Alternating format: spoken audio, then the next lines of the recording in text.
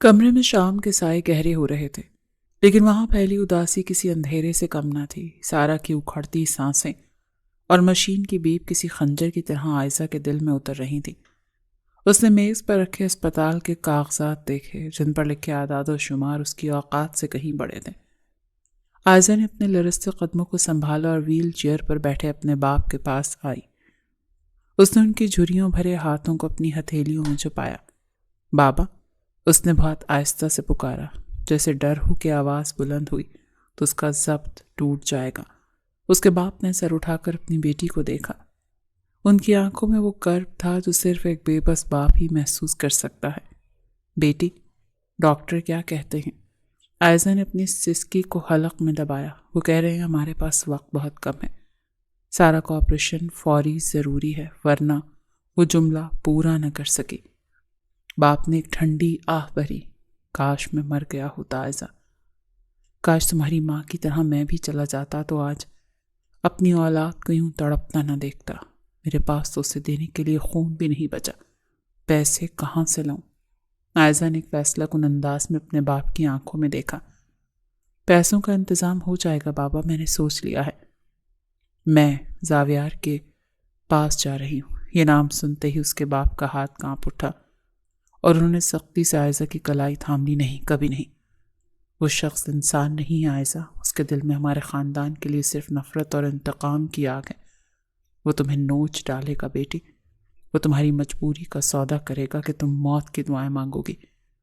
مانگ لوں گی بابا، عائزہ تڑپ کر بولی اور ان کے قدموں میں گھٹنوں کے بل روبرو بیٹھ گئی۔ میں سارا کو مرتے ہوئے نہیں دیکھ سکتی، وہ چھوٹی ہے بابا، اس نے ابھی دنیا نہیں دیکھی۔ اگر اسے بچانے کے لیے مجھے اپنی انا، اپنی عزت، یہاں تک کہ اپنی سانسیں بھی گروی رکھنی پڑی تو میں پیچھے نہیں ہٹوں گی۔ زاویار ملک بدلہ چاہتا ہے نا، تو وہ مجھ سے لے لے، بس سارا کو بخش دے۔ باپ نے لرزتی ہتھیلی عائزہ کے سر پر رکھی۔ وہ تمہیں کبھی معاف نہیں کرے گا عائزہ، وہ تمہیں جیتے جی قبر میں اتار دے گا۔ قبر تو یہ گھر بھی بن چکا ہے نا بابا۔ عائزہ نے اٹھ کر اپنی چادر سر پر ڈالی۔ اس کی آنکھوں میں آنسو تو تھے، مگر اب ان میں ایک پتھریلا عزم بھی تھا۔ میں ایک بہن کا فرض نبھانے جا رہی ہوں۔ آپ بس دعا کیجیے گا کہ وہ شخص اتنا رحم دل ہو کہ کم از کم سارا کی زندگی کا سودا نہ کرے۔ وہ بنا پیچھے مڑے ہی کمرے سے باہر نکل گئی، جبکہ اس کا باپ اسے حسرت سے جاتے دیکھتا رہا۔ اسے پتا تھا کہ اس کی بیٹی ایک ایسے شکاری کے جال میں خود قدم رکھنے جا رہی ہے جہاں سے واپسی کا کوئی راستہ نہیں ہے۔ صفدر ملک کی کل کائنات ان کی دو اولادیں تھیں، سکندر ملک اور صبیحہ ملک۔ سکندر ملک کی شادی باپ کی مرضی سے قریبی رشتہ داروں میں ہوئی تھی۔ ان کی بیوی کا نام سمینہ بیگم تھا، جن سے ان کو ایک ہی بیٹا تھا، زاویار ملک۔ سمینہ بیگم نے ان کے ساتھ زندگی کے 10 سال گزارے تھے اور پھر کینسر جیسے مرض میں مبتلا ہو کر ان کو تنہا چھوڑ گئیں۔ صبیحہ ملک نے باپ اور بھائی کی مرضی کے خلاف جا کر بھاگ کر شادی کی اپنے غریب کلاس فیلو ساجد صاحب سے، جس کی وجہ سے صفدر صاحب نے ان کو عاق کر دیا اپنی جائیداد سے۔ صبیحہ بیگم کو ساجد صاحب نے بے پناہ محبت دی اور دونوں نے ہر مشکل کا سامنا کر کے زندگی ایک ساتھ گزاری۔ اللہ نے ان کو 2 بیٹیوں سے نوازا تھا، بڑی بیٹی عائزہ اور چھوٹی بیٹی سارا۔ جانے کیوں بیٹے کی خواہش حسرت ہی بن کر رہ گئی تھی صبیحہ کے لیے۔ لاکھ چاہنے کے باوجود ان کو دوبارہ اولاد نہ ہوئی۔ صبیحہ کو پر دوسری طرف ساجد صاحب خوش تھے اپنی دونوں بیٹیوں سے۔ کچھ عرصے بعد صبیحہ کے دل میں باپ کا خیال آیا اور وہ معافی مانگنے پہنچ گئیں باپ کے پاس۔ باپ کو بستر مرگ پر دیکھ کر دکھی ہو گئی تھی۔ باپ نے اس شرط پر معاف کیا کہ وہ اپنی بیٹی کا نکاح کروائے زاویار ملک سے۔ باپ کی محبت میں وہ مان گئیں اور ساجد صاحب نے یہاں بھی اپنی اہلیہ کا ساتھ دیا اور اپنی معصوم بیٹی عائزہ کا نکاح زاویار ملک سے کروا دیا۔ اس وقت عائزہ کی عمر 16 سال اور زاویار کی عمر 26 سال تھی۔ زاویار ملک اور سکندر ملک دونوں ناخوش تھے اس فیصلے سے، پر صفدر ملک کے لیے ان کو ماننا پڑا۔ وقت کا کام تھا، گزرنا سو گزر ہی گیا۔ صفدر ملک نکاح کے 2 مہینے کے بعد گزر گئے تھے۔ انہوں نے زبانی ضرور کہا تھا اپنے بیٹے سے کہ وہ اب چاہتے ہیں کہ صبیحہ کو ان کا حق دیں، پر اس متعلق وہ کوئی کاغذی کارروائی نہ کر سکے، اور سکندر ملک تو اس قدر بہن سے بدظن تھے کہ انہوں نے اس بات کو وہیں دفن کر دیا۔ صبیحہ اور ساجد صفدر صاحب کے گزرنے کے بعد ملنے بھی آتے تو سکندر ملک کا رویہ حد تک آمیز ہوتا۔ سکندر ملک اپنی نفرت زاویار ملک میں اچھی طرح منتقل کر چکے تھے۔ 3 سالوں بعد صبیحہ نے جب عائزہ کی رخصتی کا مطالبہ کیا تو سکندر ملک نے صاف لہجے میں کہہ دیا، صبیحہ، ایک سزا تم نے دی اپنے باپ بھائی کو، اور ایک سزا میں نے رکھی ہے تمہارے لیے، جو نہ تمہیں جینے دے گی نہ مرنے دے گی۔ تمہاری بیٹی کی کبھی رخصتی نہیں ہوگی، نہ اس کا شمار سہاگن میں ہوگا اور نہ ہی طلاق یافتاؤں میں۔ یہ رشتہ یوں ہی بے نام رہے گا اور تمہاری بیٹی کے گلے کا طوق بن کر۔ سکندر ملک کے سخت سفاکیت بھرے الفاظ نے صبیحہ کو توڑ کر رکھ دیا۔ ان کو یقین نہیں آ رہا تھا کہ ان کا بھائی یہ سب کرے گا ان کے ساتھ۔ پھر کئی بار آ کر ساجد صاحب اور صبیحہ نے معافی مانگی پر ان کا پتھر دل موم نہ ہوا۔ صبیحہ بیگم کو اس صدمے نے بستر سے لگا دیا اور وہ ہر بار ان باپ بیٹی سے بس معافی مانگتی رہتی، یہ کہہ کر کہ ہو سکے تو مجھے معاف کر دو میری بیٹی، میں نے باپ کی محبت میں اپنے گھر کا چین اور سکون برباد کر دیا، مجھے معاف کر دیں آپ دونوں۔ عائزہ اور ساجد ان کو تسلی دیتے رہتے پر زخم تو ناسور بن گیا تھا۔ اسی لیے ایک رات ایسا سوئی صبیحہ بیگم کے پھر نہ اٹھی۔ یوں ان کی زندگی ویران ہو گئی تھی۔ ساجد صاحب ایک حادثے کا شکار ہو کر اپاہج ہو کر ویل چیئر پر بیٹھ گئے، پر بیٹیوں کے لیے جینا تھا، اسی لیے جی رہے تھے۔ جو شخص بہن کے مرنے پر نہ آیا اس سے کیا ہی امید رکھتے ساجد صاحب اور عائزہ، اس لیے انہوں نے سب باتیں وقت پر چھوڑ دیں اور زندگی میں آگے بڑھ گئے۔ عائزہ صبح میں جاب کر رہی تھی اور شام میں ٹیوشن پڑھا کر گھر کا گزارا کر رہے تھے، پر 6 مہینے پہلے جب سارا کا اچانک سر درد بڑھنا اور بے ہوش ہونا ان کو پریشان کر گیا تو برین ٹیومر جیسے پتہ چلا، ان کی تو راتوں کی نیندیں ہی حرام ہو گئی تھیں۔ حویلی کے بھاری دروازے جب ایک اذیتناک چڑچڑاہٹ کے ساتھ کھلے تو عائزہ کو محسوس ہوا جیسے وہ اپنی مرضی سے اپنی قبر میں داخل ہو رہی ہے۔ ہال میں چھائی پراسرار خاموشی اور دیواروں پر لٹکی پرانی تصویریں اسے گھور رہی تھیں۔ وہ ہال کے وسط میں کھڑی تھی جب بیلکنی سے قدموں کی بھاری چاپ سنائی دی۔ زاویار ملک سیاہ لباس میں ملبوس، ہاتھوں میں موبائل لیے نہایت سکون سے سیڑھیاں اتر رہا تھا۔ اس کی نظریں عائزہ کے وجود کو ایسے چیر رہی تھیں جیسے کوئی شکاری اپنے جال میں پھنسے شکار کا معائنہ کرتا ہے۔ تو آخر کار وقت کی گردش نے تمہیں میرے پیروں تک پہنچا ہی دیا۔ زاویار کی آواز میں شہد جیسی مٹھاس تھی، مگر اس کے پیچھے چھپا زہر عائزہ کے بدن میں سنسنی دوڑا گیا تھا۔ عائزہ نے اپنا سر اونچا رکھا، اگرچہ اس کے ہاتھ لرز رہے تھے۔ میں یہاں اپنی خوشی سے نہیں آئی زاویار ملک، حالات نے مجھے مجبور کیا، اپنی بے بسی بتائی، شاید رحم آ جائے اس کو۔ حالات؟ زاویار اس کے بالکل قریب آ کر رکا، اس کے چہرے پر ایک کریح مسکراہٹ تھی۔ اپنے غرور کو حالات کا نام مت دو عائزہ، کہو کہ تمہارے باپ کی اکڑی ہوئی گردن سارا کی اکھڑتی سانسوں کے سامنے جھک گئی ہے۔ کہو کہ تمہیں ایک دشمن کی خیرات چاہیے۔ خیرات نہیں، سودا کرنے آئی ہوں، عائزہ نے تیکھے لہجے میں جواب دیا۔ اس کی آنکھوں میں آنسو تھے مگر آواز میں اب بھی وہی پرانی کھنک باقی تھی۔ میری بہن کی زندگی کے بدلے تم جو چاہو مانگ لو۔ زاویار نے ایک زوردار قہقہ لگایا جو پورے ہال میں گونج اٹھا۔ سودا؟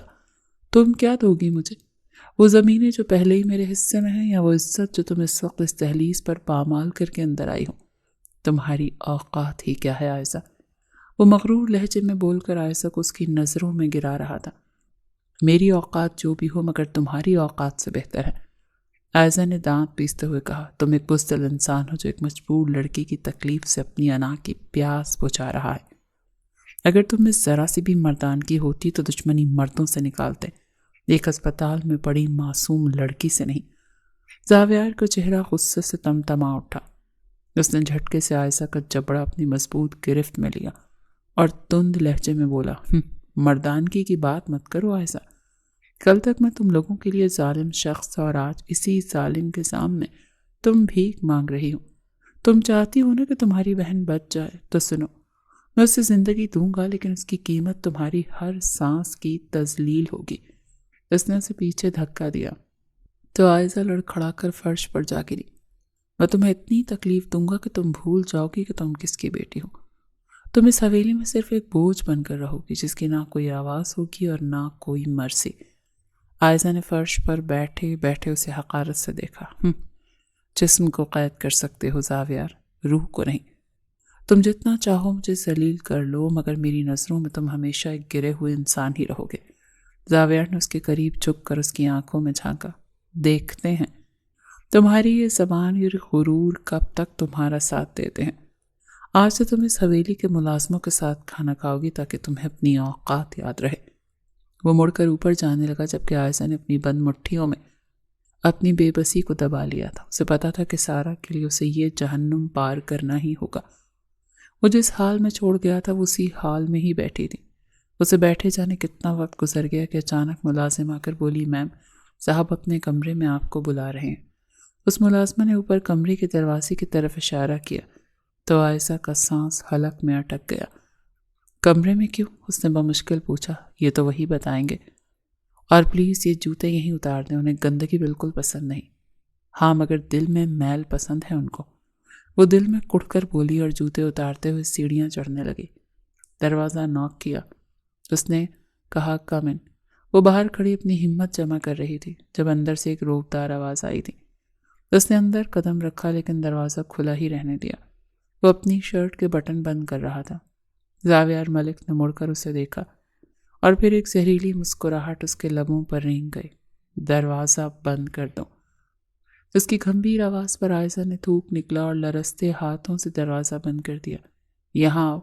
دوسرے حکم پر وہ دم ساتھ گئی۔ یہیں بتا دیں پلیز۔ وہ ویسے تو بڑی خود اعتماد تھی لیکن اس شخص کے سامنے آتے ہی اس کا سارا حوصلہ جیسے برف کی طرح سے پگھلنے لگتا تھا۔ یہاں آ رہی ہو یا میں آؤں؟ زاویار کی آواز میں سختی بڑھی اور انداز سوالیہ تھا تو وہ قدم قدم اٹھاتی اس کے قریب آ گئی۔ جی۔ زاویار نے اسے دیکھا جس نے چادر مزید کھینچ کر اپنے ماتھے اور خود کو چھپا رکھا تھا۔ اس کی چھوٹی سی نازک سراپے اور لرزتی پلکوں نے زاویار کے اندر ایک عجیب سی فاتحانہ لہر دوڑا دی تھی۔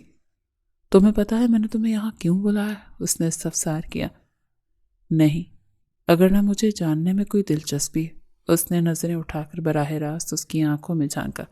تو یہاں کیوں آئی ہو؟ اپنی بہن کا حق لینے۔ یہ جس سلطنت کے تم مالک بنے بیٹھے ہو نا، اس میں میری ماں کا حق شامل ہے۔ انہوں نے خاندانی روایت توڑ کر پسند کی شادی کی تو تم لوگوں نے انہیں سب کچھ سے محروم کر دیا۔ ٹھیک ہے، لیکن میری بہن اس وقت زندگی اور موت کی کشمکش میں ہے۔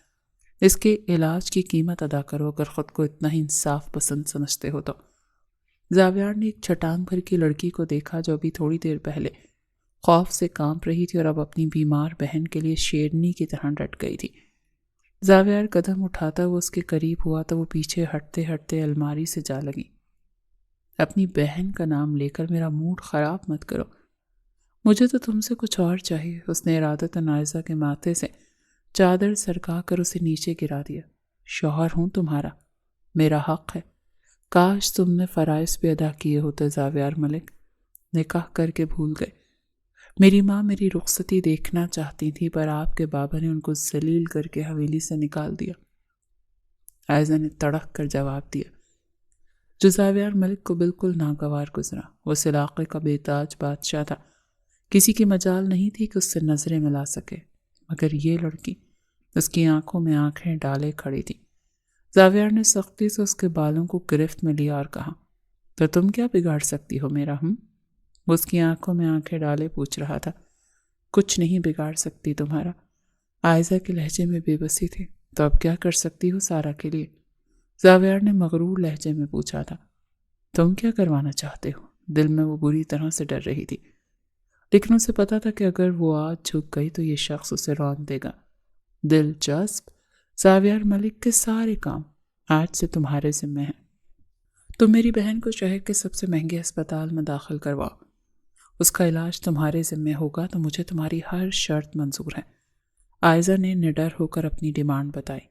تم اپنی قیمت بتا رہی ہو؟ زاویار نے طنزیہ کہا کیونکہ اس کا نڈر انداز ناگوار گزرا تھا زاویار ملک کو۔ نہیں، میری قیمت اتنی زیادہ ہے کہ تم جیسے لوگ اپنی پوری جائیداد بیچ کر بھی ادا نہیں کر پائیں گے۔ اس نے رخ پھیر لیا اپنی بات کہہ کر، اور اگر میں تمہیں خرید لوں تو؟ زاویار نے اس کے دونوں بازو جکڑ لیے تھے اس پر۔ تم میرے جسم کو قید کر سکتے ہو زاویار ملک، لیکن میری روح کبھی تمہارے نام نہیں ہوگی۔ وہ قطعیت سے بولی تھی۔ اس کا یہ چیلنجنگ انداز زہر لگ رہا تھا زاویار کو۔ نکاح میں ہو میرے، بھول رہی ہو، مجھے یاد ہے، پر تم بھول گئے ہو۔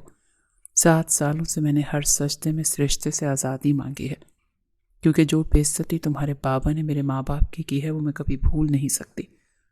یہ لفظ زاویار کے صبر کا آخری بند توڑ گئے۔ ڈیم اٹ، بھگوڑی ماں کی بھگوڑی بیٹی، اب میں دیکھتا ہوں تم اس رشتے سے رہائی کیسے پاتی ہو۔ میری موت تک تمہارا نام میرے نام سے الگ نہیں ہوگا، سمجھی؟ اس نے عائزہ کو زور سے دھکا دیا۔ وہ زمین پر گرتے گرتے بچی، آنکھیں آنسوؤں سے بھر گئی، لیکن اس نے ایک قطرہ بھی گرنے نہ دیا۔ اس پر جاؤ نیچے میرا ناشتہ بناؤ اور 5 منٹ میں آ رہا ہوں۔ اس نے پہلا حکم صادر کیا۔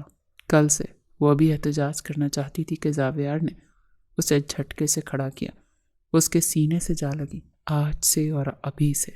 اس نے فون نکالا اور کسی کو ہدایت دی، عائزہ کی بہن کو فوراً ملک ہسپتال منتقل کرو، بہترین ڈاکٹرز ہونے چاہیے وہاں، اور اس کے بابا کو خبر کر دو وہ زاویار ملک کے پاس ہے، سمجھی؟ رخصتی ہو گئی عائزہ کی۔ عائزہ تڑپ اٹھی اس کی بات پر۔ اس سے پہلے وہ کچھ کہتی، اسے بازو سے دبوچ کر کمرے سے باہر کھڑا کر کے اور بولا، بکواس کام کرو اور جا کر کام پر لگو، 10 منٹ میں سب ریڈی کر کے ٹیبل پر ہونا چاہیے۔ اتنا کہہ کر وہ اس کے منہ پر ہی دروازہ بند کر گیا تھا۔ عائزہ سیڑھیاں اترتے ہوئے اپنے کانپتے ہاتھوں کو چھپانے کی کوشش کر رہی تھی۔ اس کے کانوں میں اب بھی زاویار کی وہ سنگ دل آواز گونج رہی تھی۔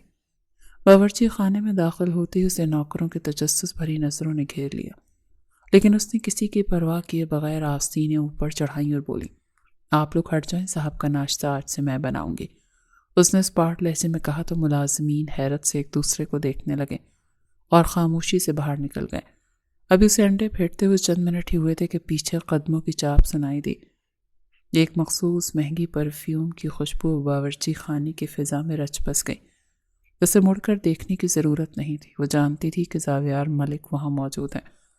زاویار کچن کے کاؤنٹر سے ٹیک لگا کر کھڑا ہو گیا اور اس کی مہارت سے چلتی انگلیوں کو دیکھنے لگا۔ یاد رکھنا عائزہ، یہاں نمک اور مرچ کا حساب میرے مزاج کے مطابق ہونا چاہیے، ذرا سی غلطی بھی مجھے پسند نہیں۔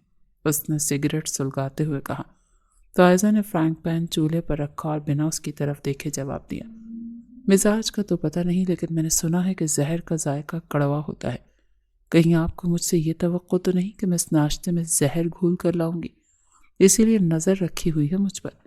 زاویار نے سگریٹ کا ایک لمبا کش لیا اور دھواں اس کے چہرے کی طرف اچھالا، جس پر عائزہ کو کھانسی ہوئی، لیکن وہ ڈٹی رہی۔ زہر؟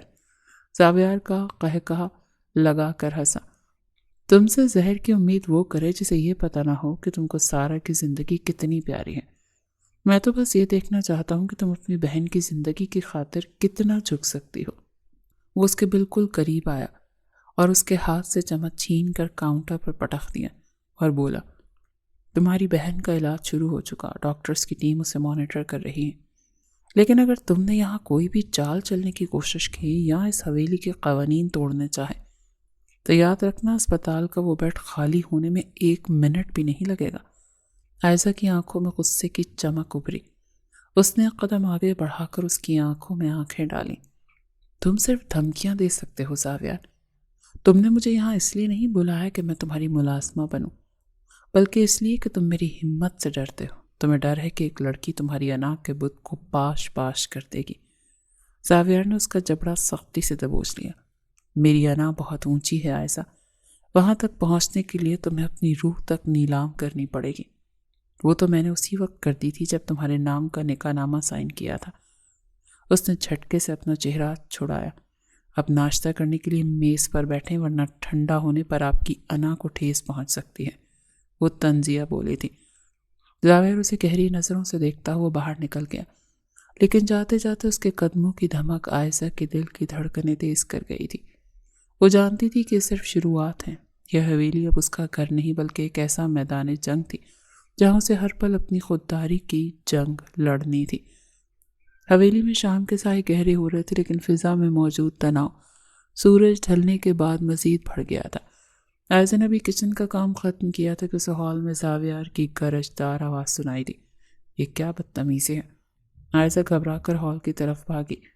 وہاں زاویار غصے سے بھپرا ہوا کھڑا تھا اور زمین پر کانچ کے ٹکڑے بکھرے ہوئے تھے، شاید کسی ملازم سے پانی کا گلاس چھوٹ گیا تھا۔ وہ غریب ملازم ہاتھ جوڑے کانپ رہا تھا۔ تمہاری ہمت کیسے ہوئی میرے سامنے گندگی پھیلانے کی؟ ابھی کے ابھی اسے صاف کرو اور کل سے اس حویلی میں تمہاری شکل نظر نہ آئے۔ ساویار کا پارا 7ویں آسمان پر تھا۔ ٹھہرے، عائزہ نے درمیان میں آتے ہوئے بلند آواز میں کہا۔ یہ محض ایک حادثہ تھا، اس کی اتنی بڑی سزا؟ ساویار نے مڑ کر عائزہ کو دیکھا۔ اس کی آنکھیں شعلے برسا رہی تھیں۔ تم اب مجھے بتاؤ گی کہ کسے کیا سزا دینی ہے؟ تم یہاں ایک معاہدے کے تحت آئی ہو، مالکن بننے کی کوشش مت کرو۔ وہ عائزہ کے قریب آیا اور اس کا دباؤ اتنا شدید تھا کہ عائزہ کو قدم پیچھے ہٹانے پڑے۔ اس حویلی میں صرف میرا حکم چلتا ہے، یہاں سانس لینے کے لیے بھی میری اجازت درکار ہوتی ہے۔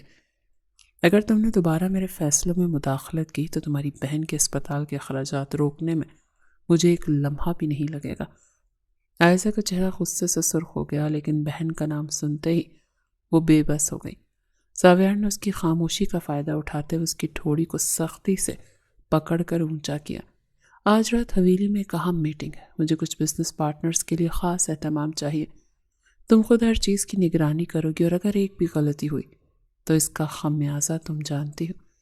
اس نے اس جھٹکے سے چھوڑا اور ملازم کی طرف اشارہ کرتے ہوئے کہا، باہر نکلو یہاں سے۔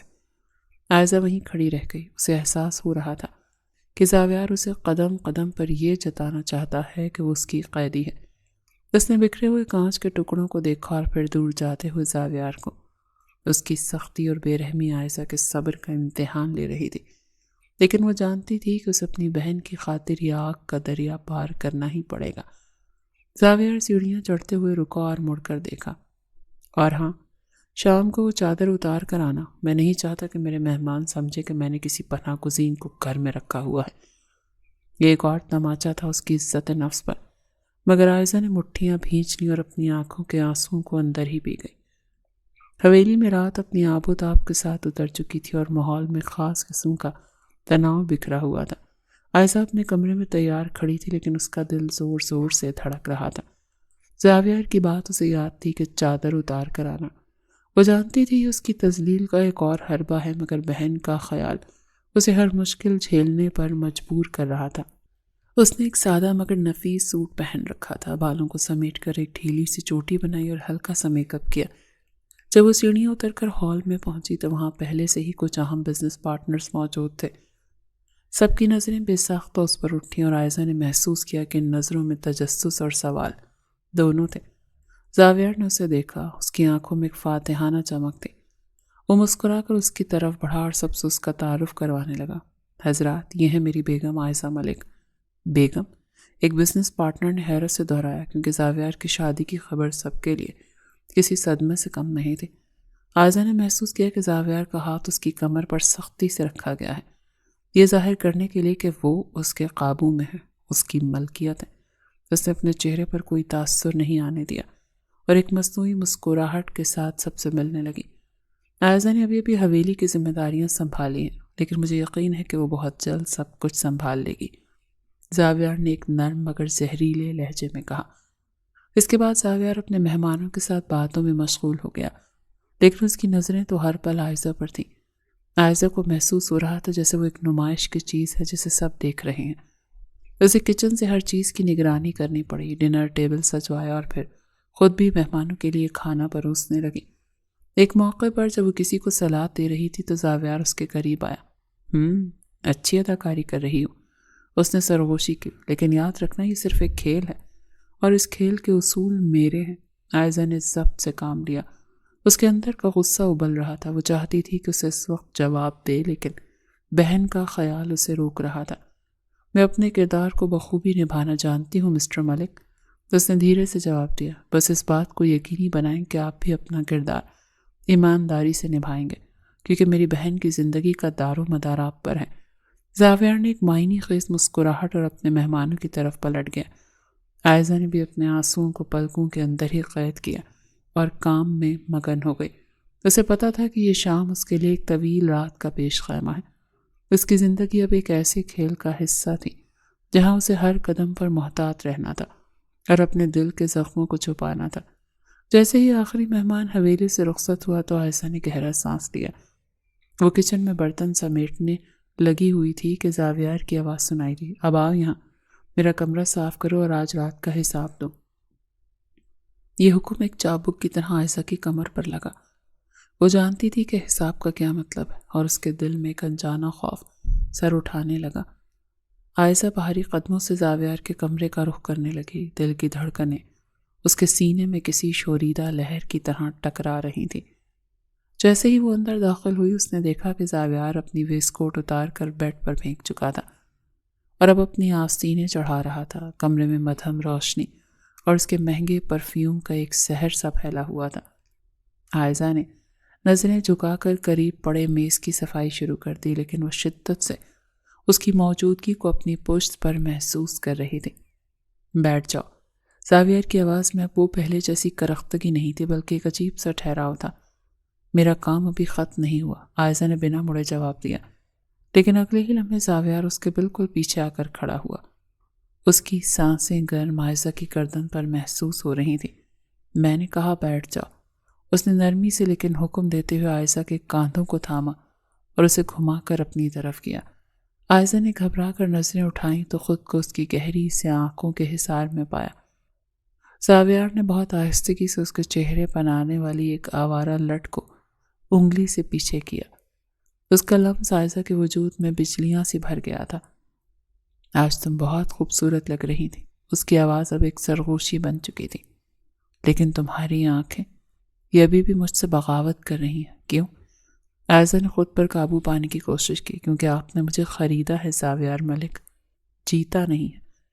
زاویار کے لبوں پر ایک دلکش مگر پراسرار مسکراہٹ آئی تھی۔ وہ مزید قریب ہوا، یہاں تک کہ ان کے درمیان فاصلہ نہ ہونے کے برابر رہ گیا۔ اس نے اپنا ہاتھ عائشہ کی کمر پر جمایا اور اسے اپنی جانب کھینچا۔ عائشہ کے ہاتھ بے اختیار اس کے مضبوط سینے پر جم گئے، جہاں وہ اس کے دل کی تیز دھڑکن کو محسوس کر سکتی تھی۔ خریدنا تو بہت آسان ہے عائشہ، لیکن تمہیں جیتنا وہ اب میرا نیا مشن ہے۔ اس نے اپنا دوسرا ہاتھ عائشہ کے رخسار پر رکھا اور انگوٹھے سے اس کے لبوں کو سہلایا۔ عائشہ کا سانس رکنے لگا۔ اس شخص کی قربت اس کے ہوش اڑا رہی تھی۔ آپ ایسا کیوں کر رہے ہیں؟ اس نے بمشکل پوچھا۔ کیونکہ تم نے کہا تھا کہ تم میری روح کا نصیب کبھی نہیں بنو گی۔ زاویار اس کے چہرے کی طرف تھوڑا اور جھکا۔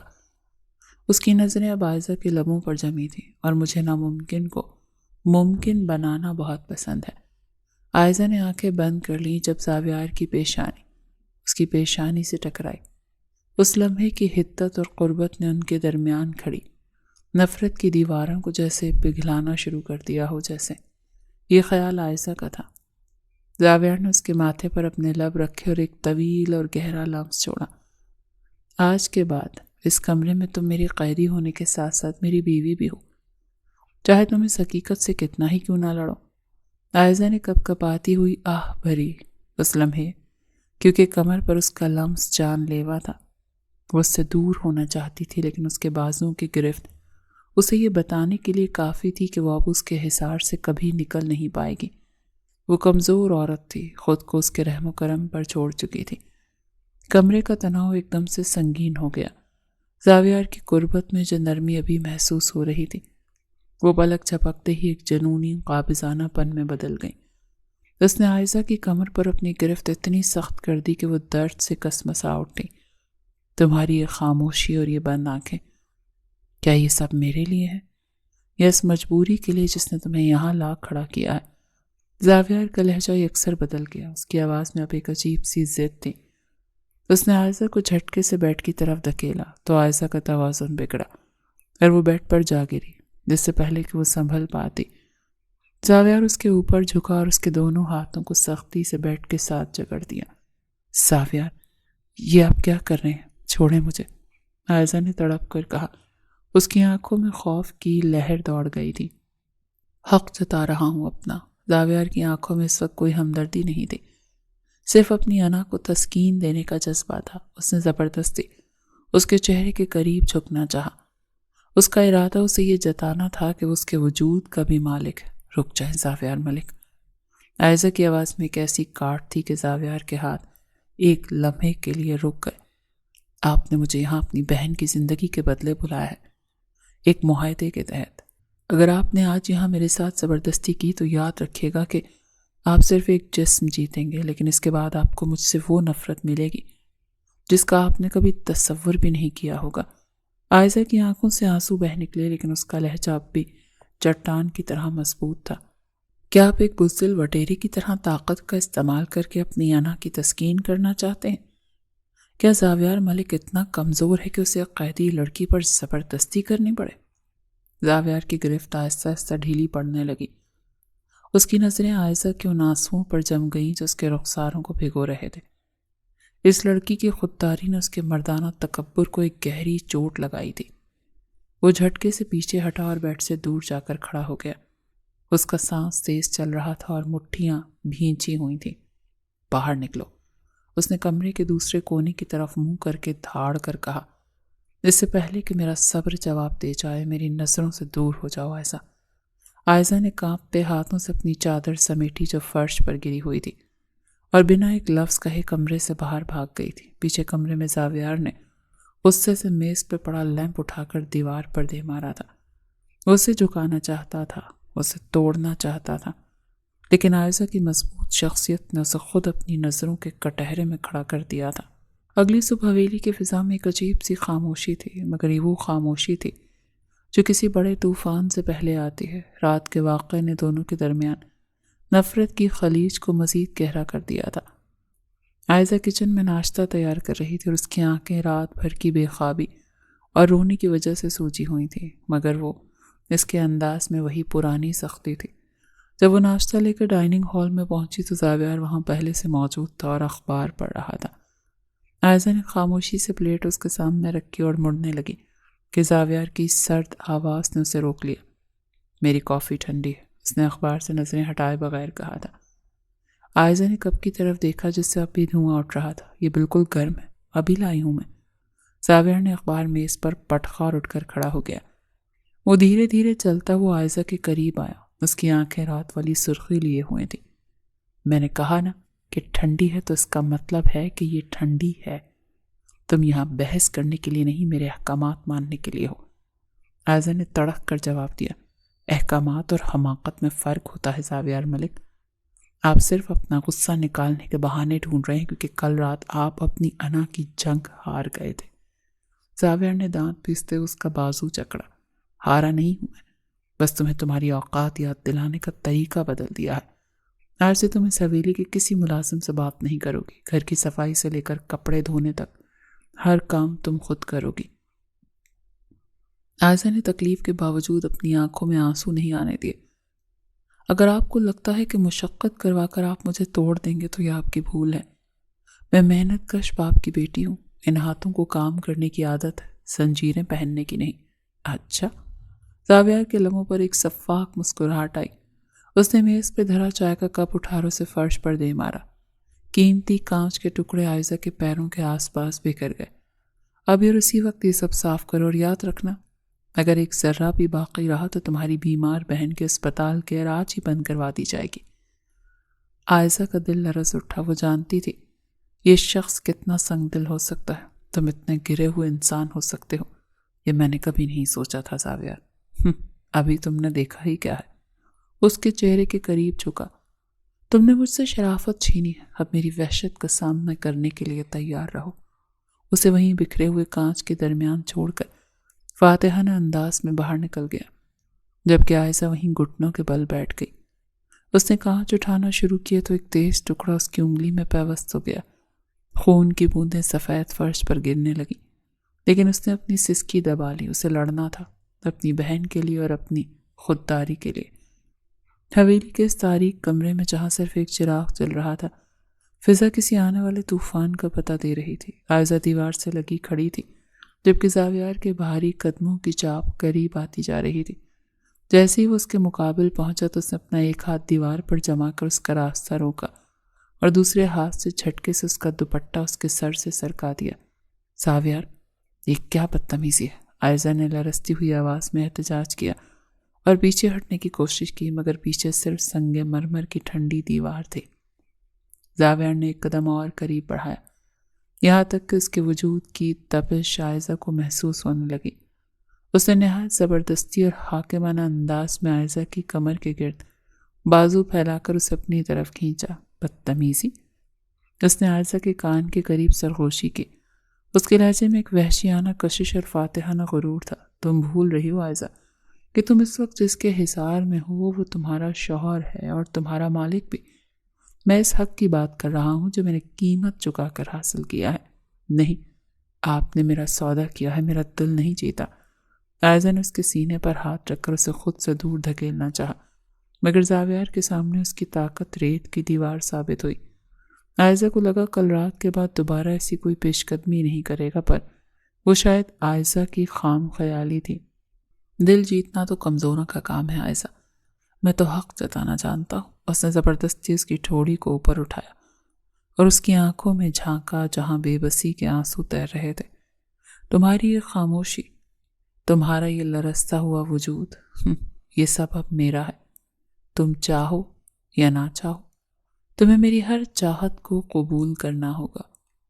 اس نے اپنا چہرہ اس کے چہرے کے اتنا قریب کر لیا کہ ان کی سانس ایک دوسرے میں پیوست ہونے لگی۔ عائزہ نے کرب سے اپنی آنکھیں بند کر لیں۔ اس کے گالوں پر آنسو بہہ نکلے۔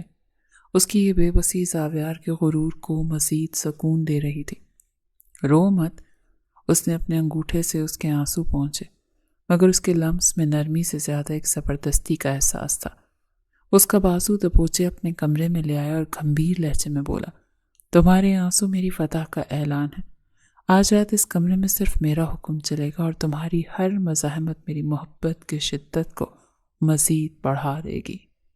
زاویار نے اس کے بالوں کی لٹوں کو مٹھی میں جکڑا اور اس کا سر تھوڑا پیچھے کو جھکایا اور اس کی گردن پر اپنی حاکمیت کی مہر ثبت کرنے لگا۔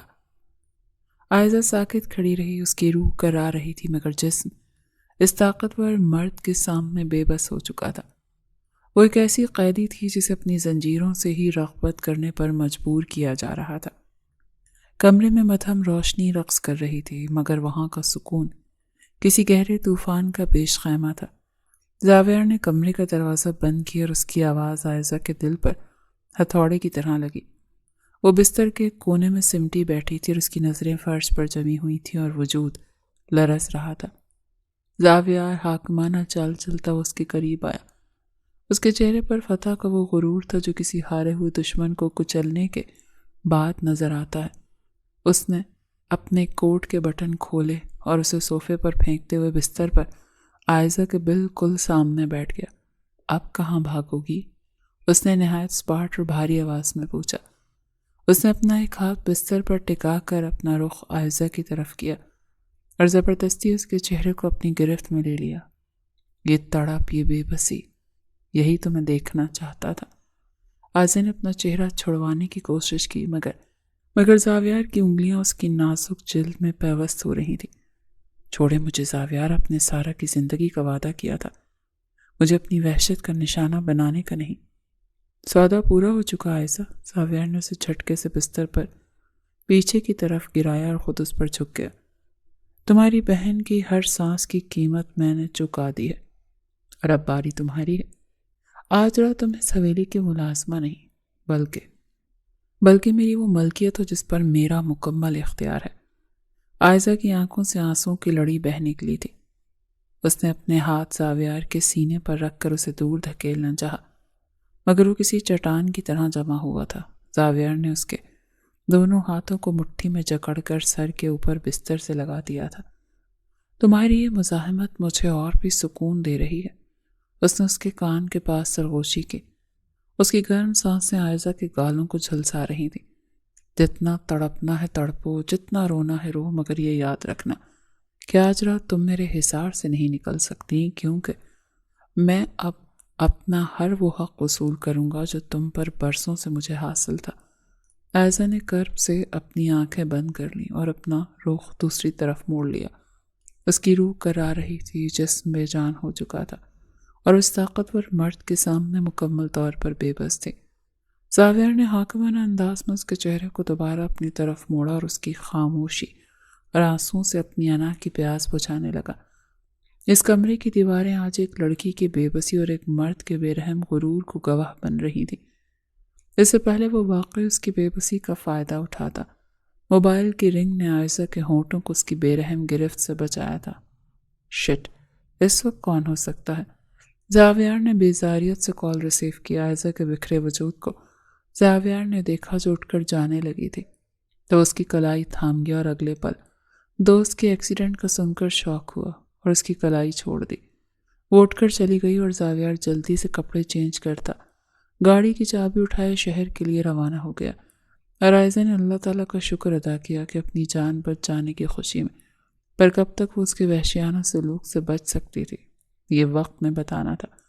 फिलहाल आज की रात सुकून से उसने गुजारी थी इस कमरे में जहाँ उसकी ज़रूरत का सामान था। जावियर को शाहाना बेडरूम उसकी मलकियत ना था।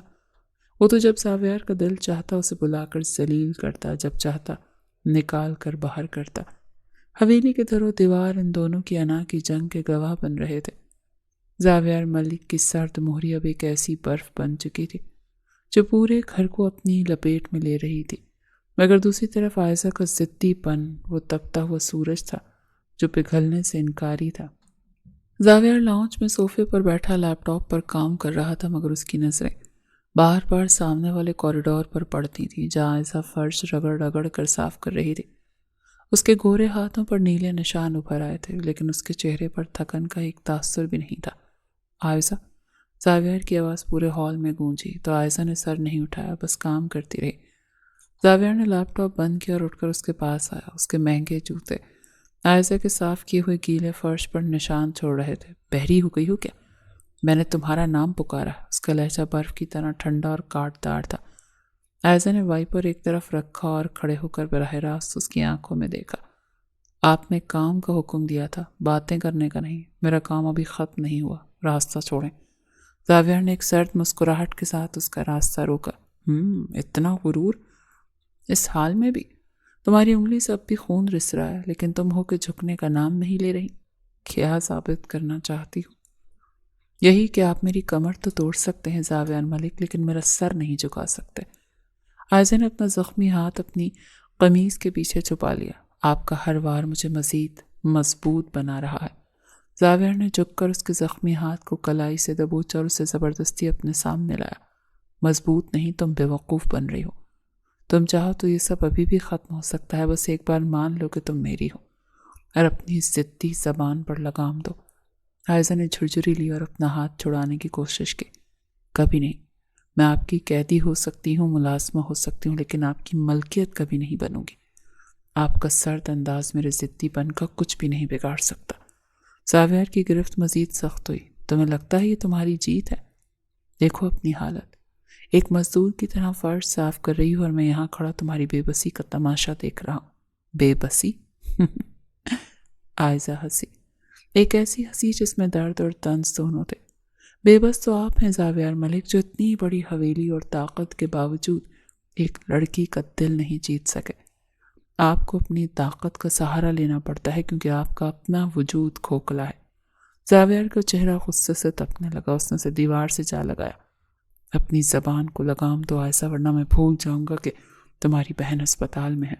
आप कभी नहीं भूलेंगे, आयशा ने धाड़ कर कहा, क्योंकि वही तो एक वाहिद हथियार है आपके पास। इसके अलावा आपके पास है ही क्या? जावियर ने उसे तीखी नज़रों से देखा। उसका जी चाहा कि उसे अभी इसी वक्त खामोश करवा दे, लेकिन आयशा की आंखों में मौजूद चैलेंज ने उसे साकित कर दिया। उसकी इज्जत से हार नहीं रहा था, बल्कि उसकी हिम्मत उसे अंदर तक मुतासर कर रही थी, जिसे वो कबूल करने को तैयार नहीं था। ठीक है, अगर तुम्हें ये जिल्लत ही पसंद है तो यही सही। आज रात तुम किचन के ठंडे फर्श पर सोओगी, कमरे में आने की ज़रूरत नहीं। उसे छोड़कर बड़े रूखेपन से मुड़ा था। शुक्रिया, आपके साथ वाले उस पुरतायुश कमरे से किचन का वो ठंडा फर्श कहीं ज़्यादा पुरसुकून होगा, क्योंकि वहाँ आपकी बदबूदार अना तो नहीं होगी। आयशा का जवाब एक तीर की तरह उसकी पुश्त में लगा था। जावियर रुका, मुट्ठियाँ भींची और बिना मुड़े तेजी से सीढ़ियाँ चढ़ गया, जबकि आयशा ने दोबारा वाइपर थाम लिया। उसकी आंखों से एक आंसू गिरा, मगर उसने उसे फौरन साफ कर दिया ताकि उसकी जिद पर आंसुओं का दाग न लगे। रात की स्याही हवेली पर छाई हुई थी, लेकिन किचन के एक कोने में पीली रोशनी अब भी थरथरा रही थी। आयशा ने फर्श पर एक पतली सी चादर बिछा रखी थी और दीवार से टेक लगाए बैठी अपनी सूजी हुई उंगलियों को देख रही थी। थकन से उसका अंग अंग टूट रहा था, मगर आंखों में वही पुरानी चमक बाकी थी। अचानक भारी कदमों की चाप सुनाई दी और जावियर मलिक अपने मखसूस रोबदार अंदाज में किचन के दरवाजे पर नमूदार हुआ। نائٹ گاؤن پہنے، ہاتھ میں پانی کا گلاس لی، وہ کسی شکاری کی طرح سے اسے دیکھنے لگا۔ واہ کیا شاہانہ بستر ہے، اس نے طنزیہ لہجے میں کہا اور چاروں طرف نظر دوڑائی۔ ملک حویلی کی بیگم اور یہ ٹھنڈا فرش، اگر تمہارے باپ کو پتہ چلے کہ ان کی لاڈلی بیٹی یہاں برتنوں کے بیچ میں سو رہی ہے تو شاید ان کا بچا کچا دل بھی جواب دے جائے۔ عائزہ نے آنکھیں کھولیں اور اسے اسپاٹ نظروں سے دیکھا۔ میرے باپ کو مجھ پر فخر ہوگا کہ ان کی بیٹی کسی ظالم کے بستر پر سونے کے بجائے ٹھنڈے فرش پر سر اٹھا کر سونا بہتر سمجھتی ہے۔ اب آپ یہاں سے جائیں، مجھے نیند آ رہی ہے۔ زاویہ ایک قدم آگے بڑھا اور گلاس سائڈ پر پٹخ دیا۔ نیند اس گندگی میں؟ عائزہ اپنی ضد کی قیمت اتنی بھی مت بڑھاؤ کہ ادا کرنا مشکل ہو جائے۔ ابھی بھی وقت ہے، معافی مانگو اور اوپر کمرے میں چلو۔ میں نے کہا نا مجھے کہیں نہیں جانا، عائزہ نے دو ٹوک جواب دیا۔ آپ کا ہر طنز میری ہمت بڑھاتا ہے۔ آپ کو تکلیف ہو رہی ہے نا کہ میں آپ کے سامنے گڑ گڑا نہیں رہی؟ زاویہ کا چہرہ غصے سے تپ اٹھا۔ تمہیں لگتا ہے میں تمہاری فکر کر رہا ہوں؟ مجھے صرف اپنی حویلی کے قوانین کی فکر ہے۔ یہاں کوئی قیدی بھی میری مرضی کے بغیر نہیں سو سکتا۔ وہ تیزی سے اس کی طرف لپکا۔ عائزہ نے پیچھے ہٹنے کی کوشش کی۔ زاویہ پیچھے ہٹے، ہاتھ مت لگائیں مجھے۔ بہت ہوا تمہارا یہ ڈرامہ۔ زاویہ نے ایک جھٹکے سے اس کا بازو پکڑا، اسے فرش سے اوپر کھینچا۔ چھوڑے مجھے، میں نہیں جاؤں گی۔ عائزہ نے اس کے سینے پر ہاتھ مار کر اسے پیچھے دھکیلنے کی کوشش کی، مگر زاویہ کے سامنے اس کی طاقت کچھ بھی نہیں تھی۔ تم پیار سے نہیں مانو گی تو اب زبردستی ہی صحیح۔ زاویہ نے اسے ایک زوردار جھٹکے سے اپنی گود میں اٹھا لیا۔ عائزہ کے پاؤں ہوا میں لہرانے لگے۔ اس نے چیخنا شروع کر دیا، نیچے اتارے مجھے۔ زاویہ ملک، آپ میرے ساتھ زبردستی نہیں کر سکتے۔ خاموش رہو ورنہ تمہاری چیخیں نوکروں کو تماشا دکھائیں گی۔ وہ سرد لہجے میں غرایا اور اسے لے کر سیڑھیوں کی طرف بڑھا۔ عائزہ اس کے کاندھے پر مکے مارتی رہی، اسے نوچتی رہی، لیکن زاویہ کا بدن جیسے پتھر کا بنا ہوا تھا۔ اسے لے کر سیدھا اپنے کمرے میں داخل ہوا اور پیر سے دروازہ زور سے بند کر دیا۔ اس نے عائزہ کو بیڈ پر پٹخا اور خود دروازے کو لاک کر کے اس کی طرف مڑا اور بولا، اب دیکھتے ہیں تم یہاں سے کیسے نکلتی ہو۔ وہ اس کے اوپر جھکا، اس کی سانسیں عائزہ کے چہرے سے ٹکرا رہی تھیں۔ آج رات تم یہی رہو گی میری نظروں کے سامنے۔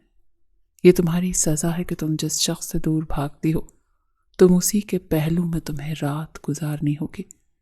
عائزہ بیڈ پر سمٹ گئی، اس کی نظریں غصے اور بے بسی سے نم تھی، مگر زاویہ کی سرد نظریں اسے بتا رہی تھی کہ آج رات وہ کسی بھی احتجاج کو سننے کے موڈ میں نہیں ہے۔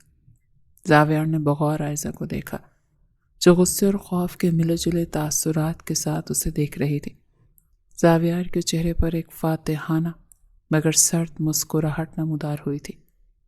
وہ الماری کی طرف بڑھا اور وہاں سے ایک ریشمی گہرے رنگ کی نائٹی نکالی اور اسے عائزہ کی طرف اچھال دیا۔ یہ لو، جاؤ اور فریش ہو جاؤ، میں تمہیں ان میلے اور کچن کے بدبودار والے کپڑوں میں اپنے بستر پر برداشت نہیں کر سکتا، اس نے حقارت اور طنز کے ملے جلے لہجے میں کہا۔ عائزہ نے اس لباس کو دیکھا اور پھر تڑپ کر زاویہ کی طرف متوجہ ہوئی۔ میں یہ ہرگز نہیں پہنوں گی۔ آپ کو کیا لگتا ہے کہ آپ مجھے اپنی مرضی کا لباس پہنا کر میری خودداری خرید لیں گے؟ زاویہ اس کے مزید قریب آیا اور بیڈ کے کنارے پر جھک کر اس کے چہرے کے گرد اپنے بازو جمائے، اسے اپنے حصار میں لے لیا۔ عائزہ، میں نے تمہیں پہلے بھی کہا تھا کہ تم میرے نکاح میں ہو۔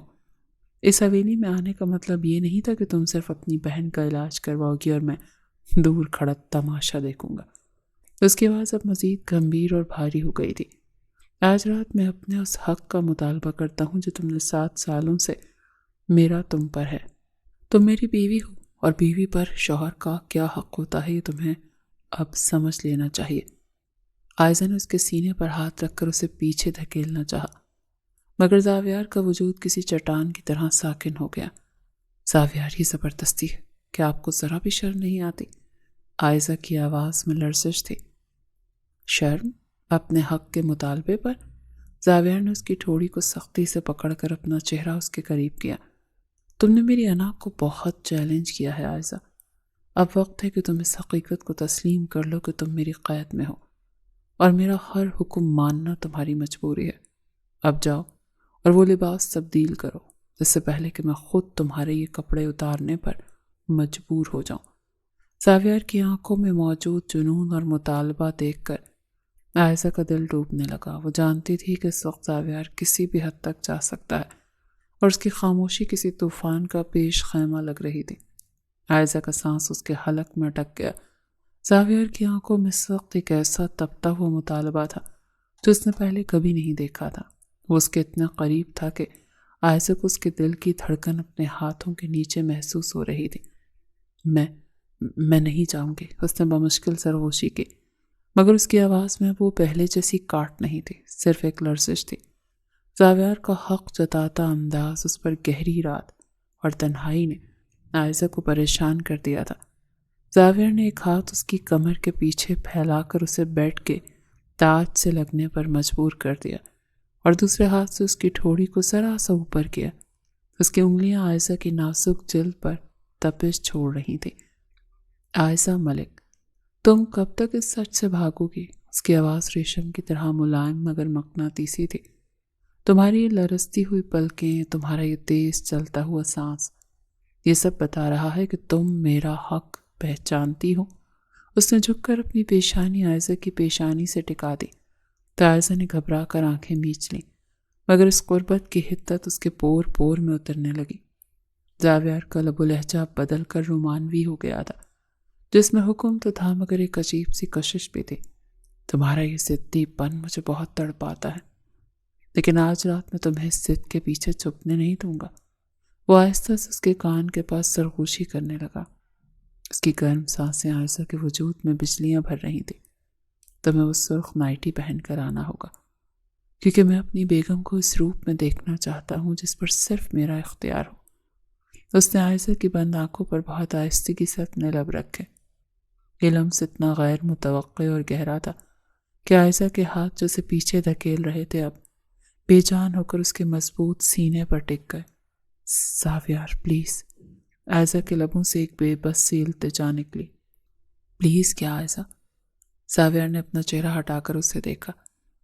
اس کی نظریں اب عائزہ کی گلابی ہوتے رخساروں پر تھیں۔ تمہارا جسم میری گرفت میں ہے اور تمہارا دل میری دھڑکنوں کی زد میں۔ آج رات کوئی معاہدہ نہیں، کوئی دشمنی نہیں، صرف میں اور تم۔ اس نے ایک ہاتھ سے اس کے بالوں کی گرفت ڈھیلی کی تاکہ وہ اس کے شانوں پر بکھر جائیں۔ جاؤ، اور جب تم واپس آؤ گی تو میں تمہیں یہ احساس دلاؤں گا کہ زاویار ملک کا حق جمانے کا انداز کتنا جان لیوا ہو سکتا ہے۔ اس نے عائزہ کو چھوڑا اور خود بیڈ کی بیگ سے ٹیک لگا کر لیٹ گیا۔ اس کی آنکھیں مسلسل عائزہ کا تعاقب کر رہی تھیں۔ عائزہ نے لرزتے ہاتھوں سے وہ لباس اٹھایا اور واش روم کی طرف بھاگی، جبکہ پیچھے زاویار کے لبوں پر ایک فاتحانہ اور گہری مسکراہٹ کھیل رہی تھی۔ اسے پتا تھا کہ آج رات عائزہ اس کے بیچ کی ہر دیوار گرنے والی ہے۔ کچھ ہی دیر کے بعد وہ واش روم کا دروازہ آہستگی سے کھلا۔ عائزہ باہر نکلی تو اس کے قدموں کی چاپ بھی شرم کے بوجھ سے دبی دبی تھی۔ وہ گہرے سرخ ریشمی لباس اس کے گورے سراپے پر کسی آگ کی لپٹ کی طرح جچ رہا تھا۔ اس کے لمبے بال شانوں پر بکھرے ہوئے تھے اور چہرے پر حیا کی سرخی کسی مہنگی شراب سے زیادہ نشیلی تھی۔ زاویار جو کھڑکی کے پاس کھڑا باہر کی سیاہی کو دیکھ رہا تھا، اس کے قدموں کی آہٹ پر مڑا۔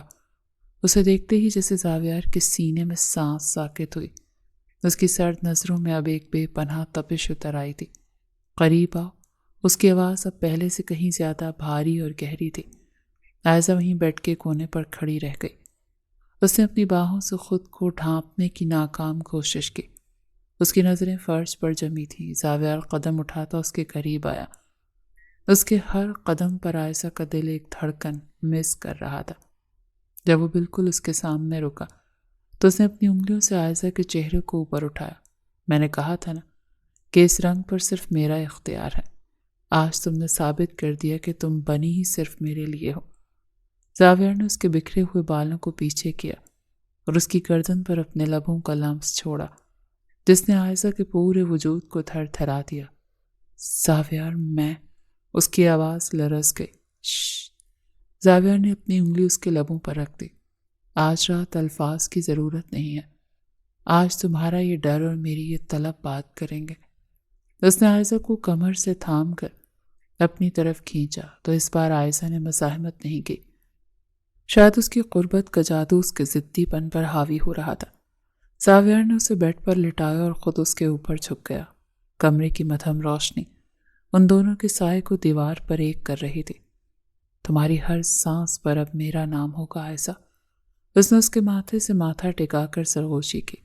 آج کے بعد تم اس حویلی کی کوئی قیدی نہیں، زاویہ ملک کی وہ روح ہو جسے میں نے آج تسخیر کر لیا ہے۔ عائشہ نے بے اختیاری سے اس کے مضبوط کاندھوں کو تھام لیا۔ اس کی آنکھوں میں اب وہ نفرت نہیں تھی بلکہ ایک ایسا جذبہ تھا جسے وہ خود بھی سمجھنے سے قاصر تھی۔